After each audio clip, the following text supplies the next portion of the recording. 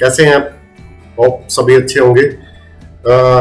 अब हम आपको पता ही है कि पोलिनोमियल के बारे में डिटेल में स्टडी कर रहे हैं। तो हम पोलिनोमियल को लास्ट चैप्टर में हमने पढ़ा, लास्ट लेक्चर में हमने पढ़ा कि जीरोज ऑफ द पोलिनोमियल क्या होता है। तो जीरोज ऑफ द पोलिनोमियल में हमारा लीनियर इक्वेशन के अंदर भी हम जीरोज ऑफ द पोलिनोमियल पढ़ा, क्वाड्रेटिक के अंदर भी पढ़ा हमने और क्यूबिक के अंदर भी पढ़ा। तो हमने लीनियर वाला तो हमने कैसे सोल्व करते हैं, उसके नंबर ऑफ जीरोस कैसे निकाले जाते हैं, तो वो तो हम स्टडी कर चुके हैं। क्वाड्रेटिक में को इक्वेशन को सोल्व करने के लिए हमारे दो टाइप के मेथड हैं। एक हमारा स्प्लिटिंग मेथड है, दूसरा मेरा है क्वाड्रेटिक फॉर्मूला या फिर सिद्धार्चार्य फॉर्मूला उसको बोला जा सकता है। तो आज हम इसके बारे में स्टडी करेंगे कि सिद्धार्चार्य जो फॉर्मूला है वो बेसिकली जनरेट कैसे हुआ। क्योंकि हम नॉर्मली क्या करते हैं कि क्वेश्चन को सोल्व करने के लिए डायरेक्ट हम सिद्धार्चार्य फॉर्मूला डाल देते हैं, उसमें हम उसकी वैल्यूज पुट कर देते हैं और हमारा आंसर निकल आता है। बट ये सिद्धार्चार्य फॉर्मूला जनरेट कैसे हुआ, कैसे आया, इसका आज कंप्लीट प्रूफ पढ़ेंगे। तो आप देखेंगे कि ये हमारे पास एक क्वाड्रेटिक इक्वेशन है, ठीक है। अब इसको हम सोल्व करेंगे और सिद्धार्चार्य फॉर्मूले तक हम इसको लेके जाएंगे। तो इक्वेशन क्या है कि ax square plus bx plus C, यानी कि a, b एंड c ये हमारे क्या है, कांस्टेंट है। a, b एंड c क्या है, हमारे कांस्टेंट टर्म्स है और x स्क्वायर एंड x क्या है, हमारी वेरिएबल पार्ट है, ठीक है। तो अब हम इसको इस तरह से लिखेंगे कि मेरा जो स्क्वायर वाला जो टर्म है वो सेपरेट हो जाए। तो हम पहले उसको स्क्वायर वाले टर्म को मतलब कांस्टेंट, जो कांस्टेंट वैल्यू है उसको सेपरेट करेंगे वहां से। तो उसको करने के लिए क्या करेंगे कि हमें a को हम क्या करेंगे, कॉमन ले लेंगे। अब हम a को कॉमन ले लिया तो x स्क्वायर में से a कॉमन गया तो x आ गया। अब यहां से b कॉमन लेने के लिए b में तो कोई a है नहीं, ना कोई c में a है, तो हम क्या कर सकते हैं कि मान लो मैं इसको क्या कर दूं, a बाय a bx है, ऐसे भी लिख सकते हैं। क्योंकि इसमें क्या है कि मेरा a से a कट जाएगा, मेरा bx ही रह जाएगा। और ऐसे ही c के केस में हम क्या कर सकते हैं, a बाय a c, तो a से a कट जाएगा, c का c रह जाएगा। तो अब क्या आएगा, जब मैंने इसमें से a कॉमन ले लिया तो मेरा क्या आ जाएगा, b by a x plus c by a, ठीक है। a हमने इसमें कॉमन ले लिया तो b बाय a x हो जाएगा और c बाय a आ जाएगा। अब आपने पढ़ा होगा एक फॉर्मूला होता है हमारा a प्लस बी का होल स्क्वायर या फिर होता है a माइनस बी का होल स्क्वायर। ये दो फॉर्मूले होते हैं। इनका फॉर्मूला क्या निकल के आता है, a square plus B square plus 2ab plus 2ab, ठीक है। ऐसे इसका निकल के आएगा।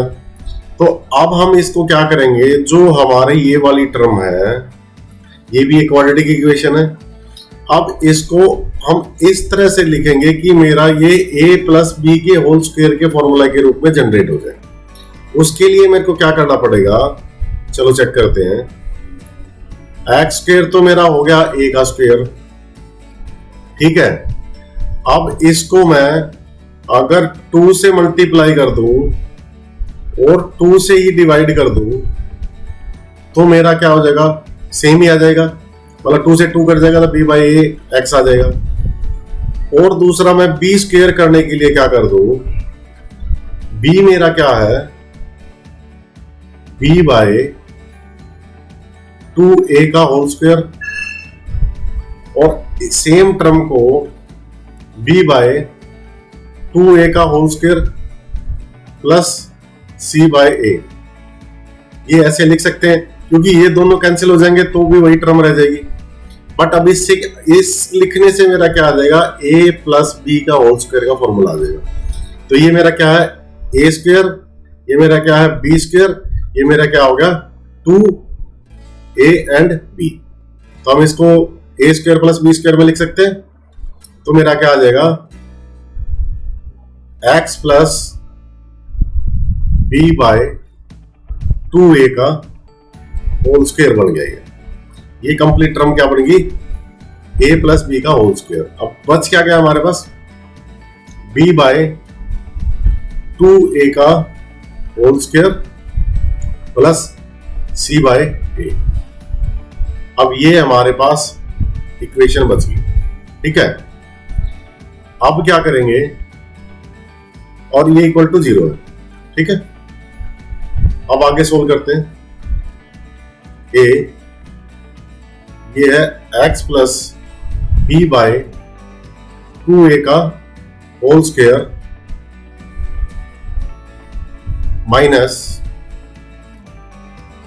अब क्या कर लेंगे इसको, बी स्क्वायर, अब नीचे क्या है 4a। अब इसको अगर मैं वो करता हूं, इसमें से माइनस हमने कॉमन ले लिया, ठीक है। अब इसको करता हूं तो 4a स्क्वायर, यहां पे क्या आ जाएगा, ये माइनस आ जाएगा प्लस में से क्योंकि माइनस कॉमन गया। यहां क्या आ जाएगा, B square minus 4a and c, ठीक है। तो ये एक टर्म बन गई, ये इज इक्वल टू क्या आ जाएगा 0, और ये कंप्लीट। अब a इज इक्वल टू 0 है, a को अगर 0 के नीचे ले जाएंगे तो 0 हो जाएगा, तो a तो खत्म हो जाएगा। अब क्या करेंगे, a को हमने 0 कर दिया। अब इस वाले, अब क्या बच गया हमारे पास, x plus B by 2a का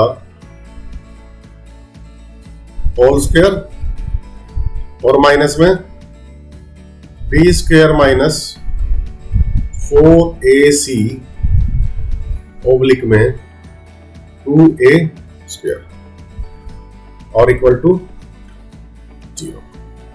ये बच गया अब हमारे पास। अब हम क्या करेंगे, मैं एक स्लाइड और ऐड कर लेता हूं।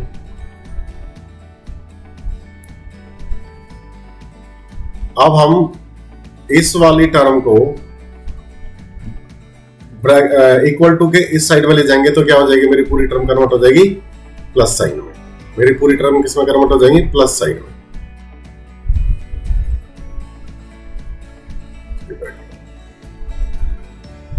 तो मेरा इधर क्या आ जाएगा, x plus B by 2a का होल स्क्वायर, और उधर चलेगा क्या आ गया हमारा, B square minus 4ac oblique में 4a स्क्वायर, ये रह गया मेरा, ठीक है। अब मैं इस वाली टर्म का स्क्वायर हटाने के लिए इसको रूट कर सकता हूं। जब मैं किसी का रूट करता हूं तो मेरी दो टर्म निकल के आएंगी, एक प्लस की एक मेरी माइनस की। अब मैं इसको लिखूंगा, इसको रूट कर दूंगा, x is equal x plus में b by 2a is equal to under root में b square minus 4ac oblique में 2a स्क्वायर। तो ये मेरी टर्म क्या आ जाएगी, प्लस भी आएगी और एक माइनस भी आएगी, दोनों ही टर्म आएगी। अब नेक्स्ट क्या करेंगे, x को इधर रख लेंगे, b को इधर चला जाएगा, तो मेरी b क्या आ जाएगी माइनस में, b ओब्लिक में 2a प्लस और एक माइनस, दो टर्म बनेगी। ये ऊपर वाला तो क्या आ जाएगा, b स्क्वायर माइनस 4ac, नीचे वाले का रूट का क्या आ जाएगा, ये 4a स्क्वायर था, नीचे वाले रूट का क्या आ जाएगा, ये कट जाएगा, a स्क्वायर 2a रह जाएगा। अब हमारा फाइनल वैल्यू क्या आ गई, 2a minus b plus minus under root में b square minus 4ac।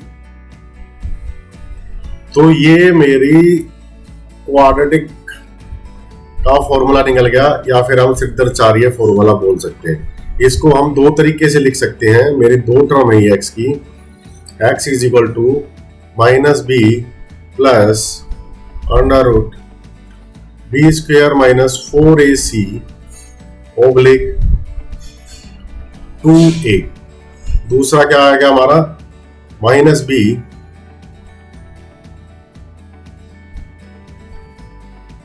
Minus under root में b square minus 4ac divided by 2a। तो ये फॉर्मूला हमारा निकल गया है। ये फॉर्मूला हम डायरेक्ट इक्वेशन में पुट कर सकते हैं। किसी भी क्वाड्रेटिक इक्वेशन है, कोई भी क्वाड्रेटिक इक्वेशन है जिसका हमें जीरोज निकालने हैं, तो इस फॉर्मूले के अंदर हम उसकी वैल्यूज पुट कर सकते हैं और डायरेक्ट हमारा क्या निकलेगा, वो वैल्यूज निकल आएगी, रियल नंबर वो निकल आएगा, जिससे कि हमारा मेरा क्वाड्रेटिक इक्वेशन का जीरोज जाएगा, जिससे कि मेरा जीरोज ऑफ द पॉलिनोमियल निकल जाएगा उस पर्टिकुलर क्वाड्रेटिक इक्वेशन का। होप सभी बच्चों को ये फॉर्मूला समझ में आ गया होगा। ये फॉर्मूला एक बहुत ही इंपॉर्टेंट फॉर्मूला है, क्योंकि आपको हमेशा ये फॉर्मूला सोल्व करके नहीं दिखाना। आप जहां पे आपको क्वाड्रेटिक इक्वेशन दिखे, आप कहीं भी आपको इस टाइप के कोई भी इक्वेशन दिखे जिसमें ए बी और सी की वैल्यू कोई भी दे रखी हो, तो आप डायरेक्ट इस फॉर्मूला को के अंदर ये ए बी और सी की वैल्यू पुट करके आप उसका सॉल्यूशन कर सकते हैं। ठीक है, तो नेक्स्ट लेक्चर में हम इससे रिलेटेड क्वेश्चंस करेंगे और इसको सोल्व करके दिखाएंगे कि हम डायरेक्ट इस फॉर्मूला में अगर ए बी और सी की वैल्यू पुट करते हैं तो मेरा आंसर निकल आएगा, मेरी वो वैल्यूज निकल आएंगी जिससे मेरा क्वाड्रेटिक इक्वेशन जीरो बन जाएगी। जिसको अगर मैं पुट करूंगा तो वो मेरी क्वाड्रेटिक इक्वेशन क्या बन जाएगी, जीरो बन जाएगी। तो चलो बच्चों, मिलते हैं नेक्स्ट लेक्चर में क्वेश्चंस के साथ, क्वाड्रेटिक इक्वेशन के क्वेश्चंस के साथ। Thank you.